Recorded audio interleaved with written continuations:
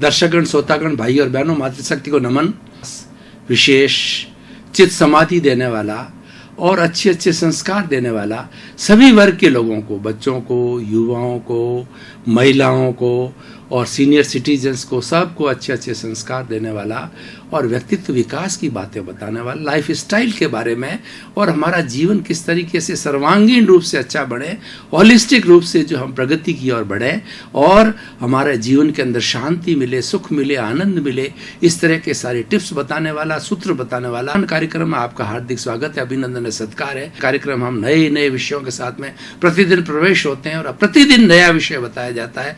हर विषय सांगोपांग होता है, होलिस्टिक होता है और उसके अंदर ऐसी सामग्री डाली जाती है कि हर वर्ग के लोगों के लिए वह कुछ न कुछ शिक्षा देवे, शिक्षाप्रद हो, उसके जीवन को नई दिशा और दशा देवे। उसी क्रम में आज का हम जो विषय लेकर के प्रस्तुत हो रहे हैं वो विषय विज्ञान से जुड़ा हुआ है। आज का हमारा विषय विकास में विज्ञान का योगदान। भाई और बहनों, दर्शकगण, श्रोतागण, दो शब्द, एक विकास और एक विज्ञान।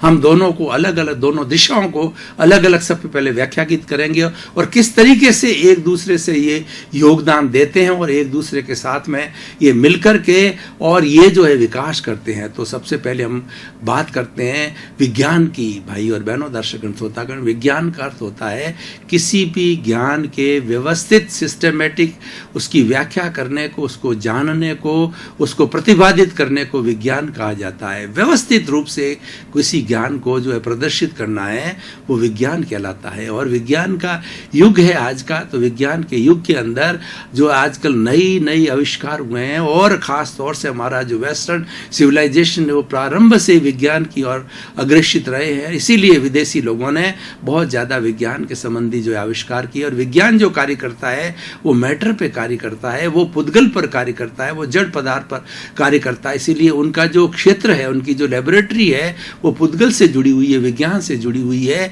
और जो हमारा बाहरी जो परिवेश है उसके ऊपर जुड़ी हुई है। तो विज्ञान जो मूल रूप से जो है वो हमारे जीवन के अंदर जो प्रतिदिन की जो आवश्यकता होती है उन आवश्यकताओं का किस तरीके से सरलीकरण हो और बड़ी अच्छी तरीके से सुव्यवस्थित तरीके से वो हर चीज़ हमें मुहैया हो सके, इसके बारे में विज्ञान कार्य करता है। आप देखिए कितना 100 वर्षों के अंदर तरक्की हो गई है। आज टेलीफोन को देखिए, मोबाइल को देखिए, टेलीविज़न को देखिए और इनसे जुड़ी हुई कई कई विधाओं को देखिए तो विधाएं कितनी सुचारू हो गई है कि बिना किसी परिश्रम के जो है बहुत बड़ा कार्य जो है केवल जो है आजकल जो मोबाइल के ऊपर हैंडसेट के माध्यम से सिर्फ हाथ टच करने से हम बहुत कुछ कार्य कर सकते हैं। और आजकल तो ऐसे ऐसे मोबाइल पे इस तरीके से व्यवस्था हो गई है कि एक ही जगह बैठा हुआ व्यक्ति कई कंट्रीज के अंदर उन मोबाइल के माध्यम से उन्होंने अपने कंप्यूटर को जोड़ रखा है और उस कंप्यूटर के माध्यम से किस देश के अंदर क्या क्या एक्टिविटी चल रही है, जिस तरीके का उसका कार्य सॉफ्टवेयर डलाया हुआ है और सॉफ्टवेयर के माध्यम से एक जगह बैठ करके व्यक्ति जो 8-10 कंट्रीज के अंदर जो हैंडलिंग कर देता है। पूर्व वाला जमाना था कि हम जब विज्ञान इतना तरक्की नहीं कर पाता तो किस देश के अंदर क्या क्या चल रहा है वो हमें मालूम नहीं रहता। देश की बात छोड़िए कि हमारे पास वाले गाँव के अंदर जो क्या चल रहा है हमें जानकारी नहीं होती थी। और पहले ऊँट गाड़ी वगैरह जो है ये साधन थे, उससे साधन से जाकर के जो है वो संपर्क किया जाना था। भारत का जो आविष्कार किया जो पुर्तगालियों ने जो है वो पुर्तगालियों ने भारतवर्ष का अन्वेषण किया कि भारत कंट्री जो कैसा है, उन्होंने इस देश को ढूंढ निकाला।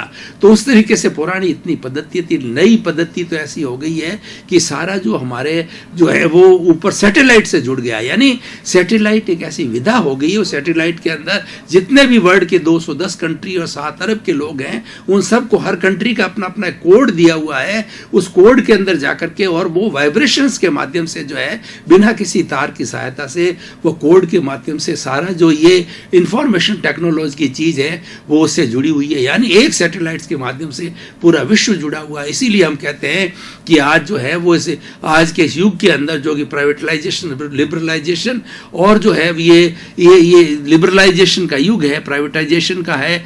और तो उस युग के अंदर जो है वो इतनी बड़ी तरक्की विज्ञान के द्वारा हुई है और विज्ञान की सहायता से आज कंप्यूटर के माध्यम से बड़े बड़े कार्य किए जा रहे हैं। और पूरे अगर भारत के अंदर इतनी अभी टेक्नोलॉजी नहीं बढ़ी है, लेकिन विदेश के अंदर आज जाइए, यूएसए में जाइए, कनाडा में जाइए, जहाँ बड़े बड़े विकसित देश है, उन देशों के अंदर सारी पूरी इरिगेशन करनी हो तो वो सारा कंप्यूटर के माध्यम से हो जाती है, और अगर फार्मिंग की जानी होती है तो वो उसके माध्यम से होती है, और बहुत बड़ी फैक्ट्री का संचालन होता है, उसका रिमोट कंट्रोल से एक ही जगह से जो है सारे कार्य रिमोट किया जा सकता है, और उसको टाइमिंग सेट किया जाता है, टाइमर्स लगाए जा सकते हैं। इस तरीके से खास तौर से हमारा टीवी और मोबाइल का देखिए, ये आजकल कितना व्यवस्थित रूप से हो गया है कि आज हम एक जगह बैठे विश्व के 210 देशों के अंदर कहीं भी आराम से बात कर सकते हैं, जैसे कि लोकल में बात कर सकते हैं। पुराना युग का देखिए, पुराना ऐसा युग था जो केवल क्या है तार के सिस्टम से, टेलीग्राफ सिस्टम था,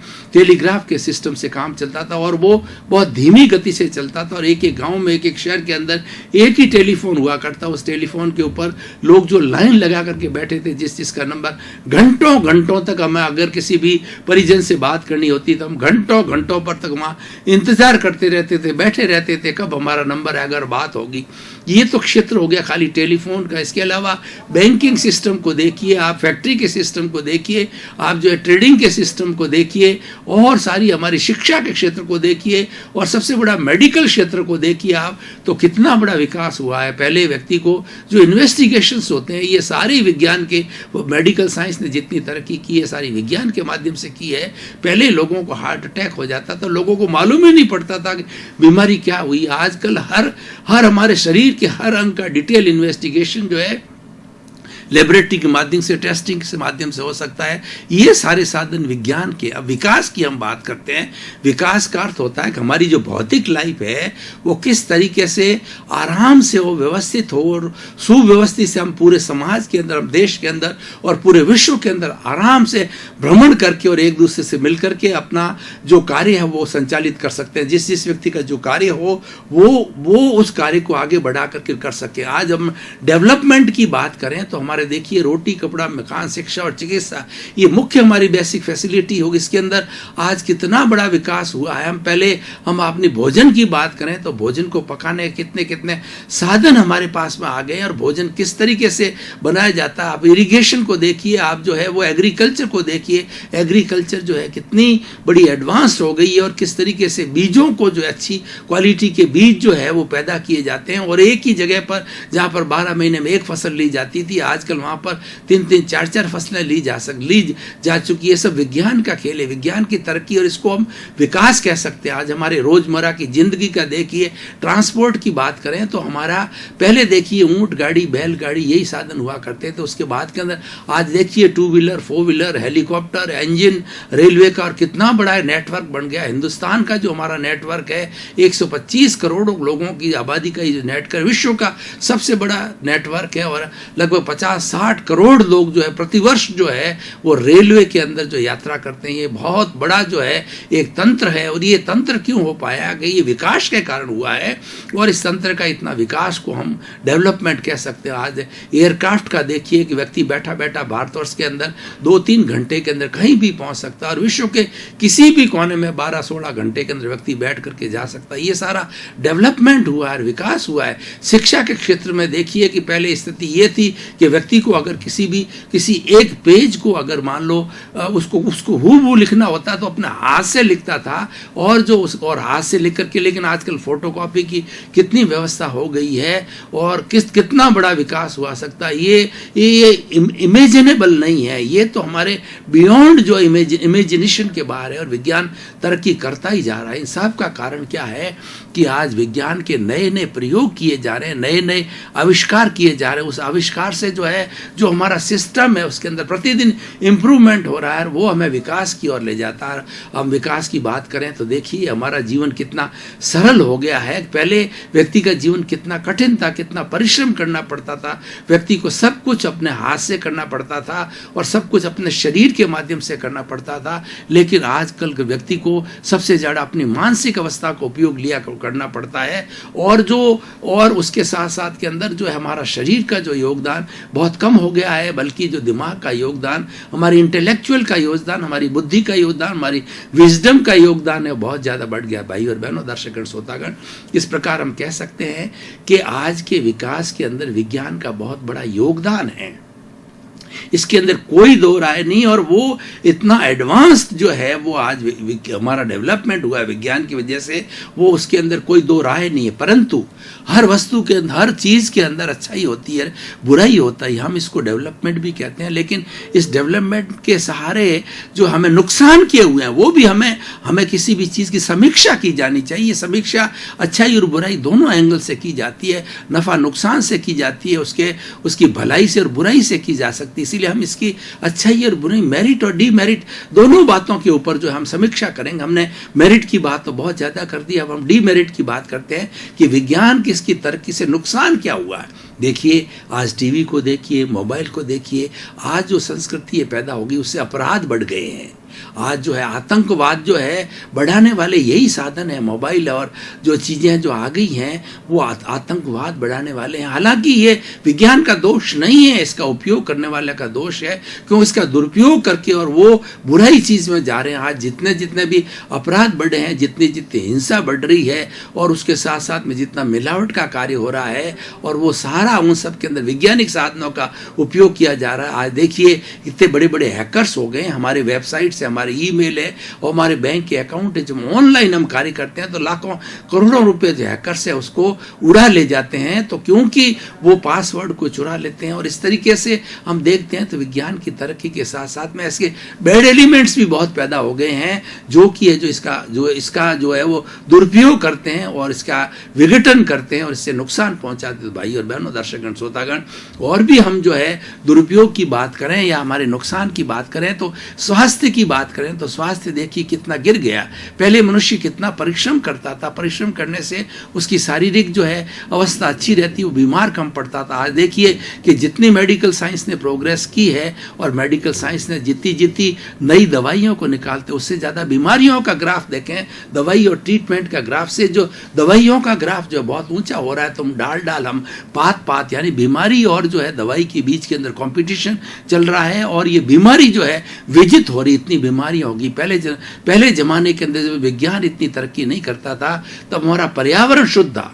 आज सबसे बड़ी जो बीमारी आने का कारण ये है हमारा पर्यावरण बहुत दूषित हो गया है। सारा पर्यावरण जो पृथ्वी, जल, अग्नि, वायु और आकाश से बना हुआ है, सब चीज दूषित हो गई है। हमारा जो पानी है वो आजकल केमिकल्स डाल करके दूषित कर दिया गया है और वही केमिकल युक्त पानी जब हमारे जमीन के अंदर जाता है, अंडरग्राउंड सोर्सेज के अंदर जाता है या सरफेस सोर्सेज से जो हमको पानी जो नदियों से मिलता है, वो जो पानी जो हमें बांधों से मिलता है उसको वो भी पॉल्यूटेड हो गया। उसके अंदर कई तरह से वो जो हानिकारक जो है वो एलिमेंट्स गिर गए, यानी वो केमिकल्स गिर जो वही हमारे स्वास्थ्य को खराब करते हैं। उसी तरह हवा को देखिए, आज हवा के अंदर कितने कितने ऐसे वायरस फैले गए हैं जो कि संक्रामक रोग को फैलाने वाले हैं। और ये सारा जो कारण किस लिए हुआ है, विज्ञान के युग के कारण। इतनी बड़ी बड़ी फैक्ट्री है और ऐसी ऐसी फैक्ट्री है जो कि जो हानिकारक पदार्थों का जो एफ्यूलेंट करती है, उनका जो विसर्जन करती है, जैसे कार्बन डाइऑक्साइड को सबसे ज़्यादा हमारी फैक्ट्रियाँ छोड़ती है और वही कार्बन डाइऑक्साइड हम ऑक्सीजन के साथ लेते हैं। आज हमें जितनी ऑक्सीजन जो है हमारे इस कॉस्मॉस के अंदर मिलनी चाहिए, पर्यावरण के अंदर मिलनी चाहिए, वो आज हमें मिल नहीं पाती। उसके साथ में हम कार्बन डाइऑक्साइड मिक्स को लेते हैं। आज दिल्ली को देखिए जहाँ पर 1.5 करोड़ की जनता रहती है, वहाँ पर सांस लेना मुश्किल हो सकता है, तो जनता वहाँ कैसे रहेगी। देखिए हमने सुख सुविधा के लिए साधन अपनाए हैं, लेकिन वही साधन जो आज हमें नुकसान पहुंचा रहे हैं। तो भाई और बहनों, दर्शकगण, श्रोतागण, हम आप इसका निष्कर्ष के रूप में देखें तो हम कहना चाहेंगे कि excess of everything is bad. हम ये कभी नकार नहीं सकते कि विज्ञान का जो है उपयोग है वो विज्ञान बुरा नहीं है और विज्ञान से हमारा डेवलपमेंट हुआ, लेकिन उसका जो दुरुपयोग कितना हो रहा है। आज देखिए जहाँ पर हम जो वेबसाइट्स के ऊपर जाकर के देखें और हमारे यूट्यूब के ऊपर देखो, चाहे आप जो है मोबाइल के अंदर देखो, इतनी भद्दी चीज़ें जो दिखाई जा रही है और हमारी यंग जनरेशन को देख करके कितनी बिगड़ रही है, उनके विचार कितने खराब हो रहे हैं, विचार दूषित हो रहे हैं। तो पहले व्यक्ति के अंदर विनयशीलता होती थी और गुण हुआ करते थे और वो अध्यात्म में विश्वास करता था, ईश्वर में विश्वास करता था। आज व्यक्ति में नकारात्मक भाव बहुत ज्यादा बढ़ रहे हैं। उन सब का कारण है कि इस विज्ञान के अंदर जो साधन है वो अच्छाई के साथ में बुराई के साधन भी उतने डाले जा रहे हैं। हालांकि जो इसका उपयोग करता है गलती उसकी है, लेकिन फिर भी मानव प्रकृति होती है और खासकर से हमारे टीनेजर्स होते हैं जो जिनको अनुभव नहीं है कि हमारा जीवन के अंदर क्या अच्छाई और बुराई है उसका वो मूल्यांकन नहीं कर पाते, उसका भेद नहीं कर पाते हैं, तो बुराई की तरफ ज़्यादा जाते हैं, तो वो बुराई से तरफ ज़्यादा आगे उनका जीवन बुरा हो जाता है। और आज का युवा देखिए और आपका आज हमारा बच्चा देखिए, उसको ये थ्योरी का नॉलेज तो बहुत हो गया, लेकिन प्रैक्टिकल नॉलेज की बात करें, उसके अंदर गुण होना, उसमें इंसानियत होना, मानवता होना, उसमें विनयशीलता होना, वो गुण बिल्कुल गायब हो रहे हैं, क्योंकि ये एक मिसिंग फैक्टर बन गया। शिक्षा के क्षेत्र में जब विज्ञान बढ़ा है तो विज्ञान बढ़ने के साथ साथ में पहले व्यक्ति जो हर चीज को कंठस्थ किया करता था, आज व्यक्ति इतना उसका दिमाग का बहुत कम उपयोग होता। हालांकि पहले भी जो है पूरे हमारे दिमाग की फैकल्टी होती थी जो 100% में 5-7% जो है ये उपयोग में हुआ जाता, लेकिन आज तो बिल्कुल विज्ञान के साधन इतने हो गए हैं कि व्यक्ति बिल्कुल दिमाग के उपयोग की भी आवश्यकता नहीं। आज एक छोटी सी कैलकुलेशन करनी हो तो बच्चा सबसे पहले मोबाइल को निकालेगा, कैलकुलेटर निकालेगा। पहले जमाने में लोग जो है बहुत बड़ी बड़ी कैलकुलेशन जो है वो मौखिक कर लिया करते थे या गुणा भाग करके कर लिया करते थे। ये डिसएडवांटेज तो बहुत हुए। व्यक्ति का पहले दिमाग बहुत फर्टाइल था, अध्यात्म की तरफ था, शिक्षा जगत की तरफ था, लेकिन आज उसे रिवर्स के अंदर व्यक्ति के अंदर आज जो हम समाज में जो विघटन देख रहे हैं, न्यूक्लियर फैमिली का है, असहनशीलता का है, अत्याग की भावना का है, और दूसरा है कि एक दूसरे के प्रति जो घृणा की भावना है, नकारात्मक भाव है, इसके अंदर बहुत ज़्यादा योगदान विज्ञान का भी हुआ, क्योंकि विज्ञान ने हालांकि दूरियां बहुत मिटा दी है।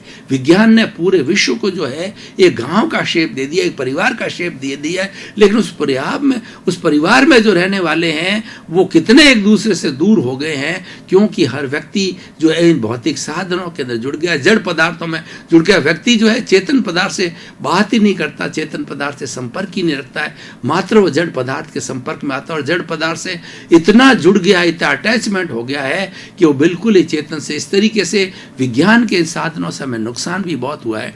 तो भाई और बहनों, दर्शकगण, श्रोतागण, अब हम अच्छाई और बुराई हमने दोनों देखी, अब हम समीक्षा करना चाहेंगे कि विज्ञान बुरा नहीं है। इसका जो है इसका दुरुपयोग जो किया जाता है, इसको एक्सेस के अंदर जो उपयोग में लिया जाता है, ये बुरा है। हमें कुछ जो है एक संतुलन बिठाना चाहिए कि विज्ञान के साधनों का भी हम उपयोग उतना ही करें जितनी हमें अति आवश्यकता हो, और उसको एकदम उसके पीछे पड़ करके 100% जो कार्य जो हम विज्ञान के साधनों के आधार पर नहीं करें। जैसे कि हमारे पास में कार है या बाइक है तो हमें कम से कम थोड़ा समय जो है पैदल चलने में निकालना चाहिए। और हमारे भोजन पकाने के जो साधन है, आजकल तो सीधा भोजन जो है अपना घर का इन साधनों से पक जाता है हमारे, लेकिन तो आज हमें उन साधनों का कम से कम उपयोग करना चाहिए, कुछ हाथों को भी काम में लेना चाहिए, और कुछ जो है वो ताकि शारीरिक परिश्रम हो, उसके साथ साथ में हमारा जो नॉलेज उस चीज़ को बनाने में है, वो नॉलेज जो है हमारा एकदम जो है चित्त के अंदर हमें पूरा उसका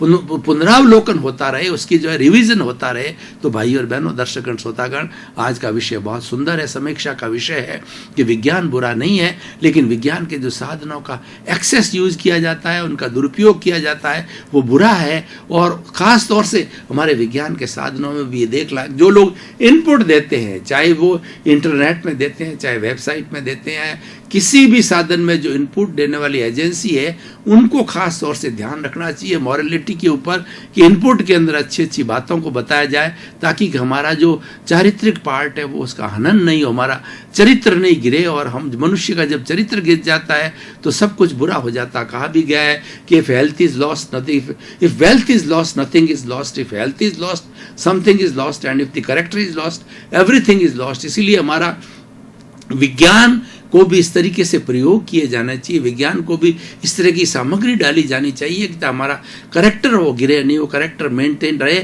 और सबसे बड़ी बात है कि आज व्यक्ति अशांत हो गया है। आज जो व्यक्ति कहने को उसको कोई शांति नहीं है, जबकि ईश्वर ने जो हमें भेजा है, हमारी सृष्टि माँ ने हमको पैदा किया, एक सुखी जीवन जीने के लिए पैदा किया। सुखी जीवन का अर्थ ये नहीं कि हम बिल्कुल जो परतंत्र हो जाएं, विज्ञान के साधनों पर हो जाएं। हमें अपने शरीर का भी उपयोग करना चाहिए, अपने दिमाग का भी उपयोग करना चाहिए। हमारे 3 तरह के हैं, मन, वचन और काया है। मन जो हमारा चिंतन है, वो भी चिंतन हमारा मौलिक होना चाहिए। हमारा चिंतन मात्र जो है जड़ पदार्थ से जुड़ा हुआ, इस विज्ञान की संस्कृति से न होकर के हमारी खुद की जो निजी संस्कृति, जो भीतर की संस्कृति है, जो आत्मा की संस्कृति, जो प्रभु का भजन है या प्रभु को जो चित्त के अंदर लाने की बात होती है, वो ईश्वर प्राणिधान करने की बात है, वो हम सब भूलते जा रहे हैं। और हमारी जो अध्यात्म का जो मूल जो विरासत थी वो धीरे धीरे गायब होती जा रही है। और आधुनिकता के रूप के अंदर हमने इसको विज्ञान को इतना अपना लिया है कि हमारी जो पौराणिक संस्कृति, हमारे पुराने मूल्य है, वो धीरे धीरे गिरते जा रहे हैं। ये सब विज्ञान के कारण हुआ है। इसलिए भाई और बहनों, दर्शकगण, श्रोतागण, हम सारांशतः हम निष्कर्ष के रूप में ये कहना चाहेंगे कि विज्ञान के साधनों का उतना ही उपयोग किया जाए जो अति आवश्यक हो और जिससे हमारा समय, श्रम और संसाधन बच सके, ऐसे साधनों का उपयोग करना चाहिए। लेकिन पूरा 100% में विज्ञान के भरोसे, विज्ञान के साधनों की तरफ नहीं जाना चाहिए। कुछ हमें अपने बुद्धि से, मन से, दिमाग से उन चीज़ों को लिया जाना चाहिए। तो भाई और बहनों, दर्शकगण, श्रोतागण, एक बात हम और कहना चाहेंगे कि विज्ञान के द्वारा जो है सबसे बहुत बड़ा जो लाभ हुआ है कि हमारी विभिन्न संस्कृतियां जो है, अलग अलग देशों की संस्कृतियां हैं, वो संस्कृतियां एक दूसरे, उनका मिश्रण हुआ, एक दूसरों को जानने के अंदर जो हमें सहायता मिली कि विश्व के दूसरे देशों के अंदर किस तरह की संस्कृति है, उनकी वेशभूषा कैसी है, उनका भोजन कैसा है, उनकी लाइफ स्टाइल कैसी है, ये हमें जानने का प्राप्त हुआ। क्योंकि आज हम जो, हमारे पास इतने साधन हैं कि विश्व के हर देश की संस्कृति के बारे में, हर देश के जो है वो उसका पूरा समझ, प्रोफाइल के बारे में हम जान सकते हैं, उसकी पॉपुलेशन के लगा, उसकी बसावट के हिसाब से लगा करके और लोगों के टेस्ट के हिसाब से, वहाँ की शिक्षा के हिसाब में जानकारी। ये सांस्कृतिक आदान प्रदान जो है हमारा विज्ञान से बहुत जुड़ा है। पहले इस मामले के अंदर बिल्कुल हम शून्य थे, क्योंकि हमारे पास कोई साधन नहीं थे। तो साधन तो बहुत बढ़ गए, लेकिन साधनों का जो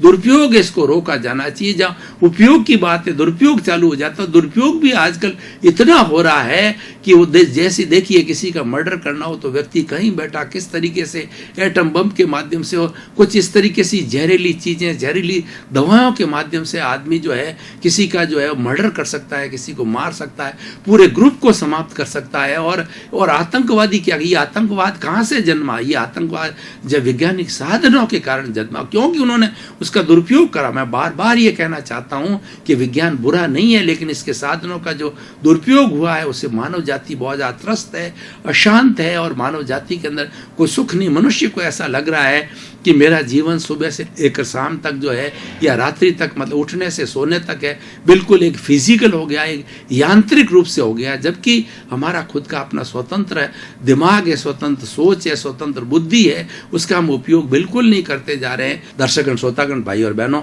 आपका बहुत बहुत धन्यवाद। कार्यक्रम संतुलन की बात करता है, कार्यक्रम सामंजस्य की बात करता है, कार्यक्रम जो है विकास की बात करता है। इस कार्यक्रम को आप देखते रहिए। हमारा जो फिजिकल वर्ल्ड है और हमारा स्पिरिचुअल वर्ल्ड है, दोनों के कॉम्बिनेशन की, दोनों के सामंजस्य की और दोनों की ब्लेंडिंग की बात करता है। क्योंकि हमारा उद्देश्य है व्यक्ति को सुधारना, व्यक्ति के अंदर जो सुधार आना चाहिए। तो इसी क्रम में आपका जीवन आनंदमय हो, मंगलमय हो, शांतमय हो, सुखमय हो, और खूब आप समाज की परोपकार सेवा करें और आगे बढ़कर के अपने जीवन को धन्य बनाएं। आपके प्रति मंगल भाव।